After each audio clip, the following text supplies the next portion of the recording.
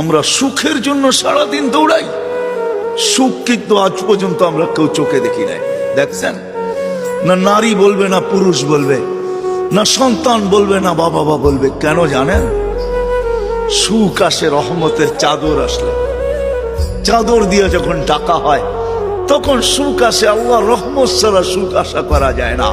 আর আল্লাহর রহমত মুহাম্মদুর রাসূলুল্লাহ ছাড়া পাওয়া যায় না, না না না না না।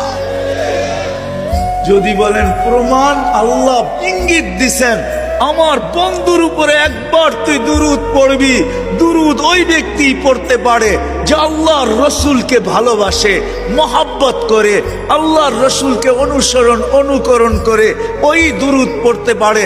আল্লাহ বলে একবার পড়বি 10